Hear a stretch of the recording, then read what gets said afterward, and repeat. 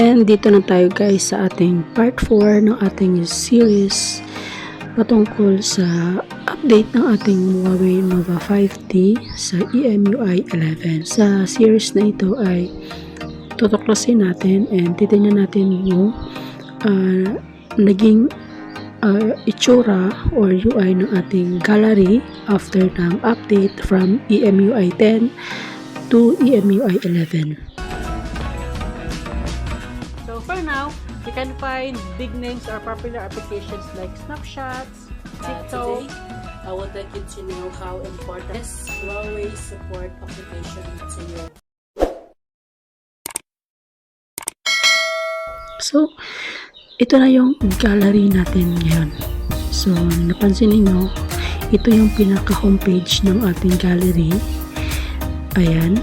Then, dito sa album, dito yung napansin ko yung pinagbago ng ating update.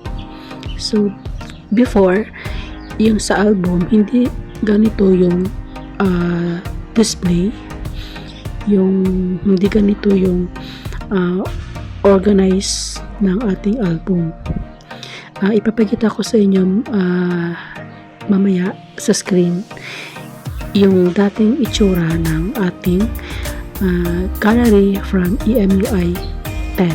So, napakaganda. Napansin ko na sobrang maganda siya kasi dito sa may bandang camera before, yung nakalagay dito is all photos. So, ngayon, after ng update ay nasa unahan na yung camera na folder or album. And then, sumunod dito yung all photos. And then, we have the videos here, the screenshot here, and also the Bluetooth. And below this are the other albums na na-create natin. So, ayan. Sa others, so ito yun. So, napakagandang update and more organized na yung ating gallery. Then, dito sa highlights, ay makikita natin dito yung iba't ibang video compilation ng ating album. So, dito makikita yung mga highlight na mga week. For example, ito, yan. Parang automatic na nagkakaroon ng video presentation doon sa mga pictures na nakuha within that specific date duration. Ayan. Si Huawei Video Editor na mismo yung gumawa ng sariling video presentation doon sa mga picture na na-capture nyo doon sa specific date na yun. So, napakagandang update. Maganda siya kasi kung mahilig kang mag-compile ng mga video through pictures, so ito maganda yung ating update ng Huawei Nova 5. Automatic na mayroong video presentation sa ating mga video. And you also have the edit option here sa baba. Ayan. Pwede mong i-edit. Ayan. Ayan. Pwede mong i-edit yung mga video effects or yung photos. Pwede mo siyang i-erase. Pwede kang mag-delete and pwede kang mag-add ng photos. And also, you can also have some effects here or filters.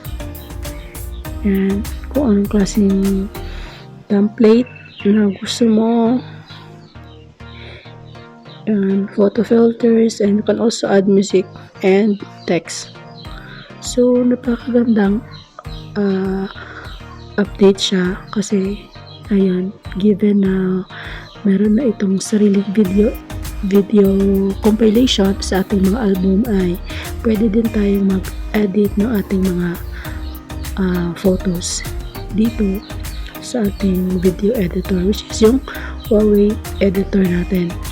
Lastly, dito sa discover, yan, dito makikita natin yung you can create story here, yan, create video, yan,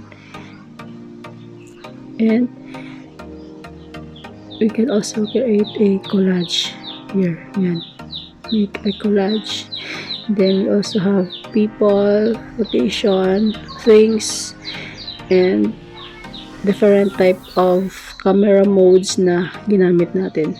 That's it for our gallery new update sa ating EMUI 11.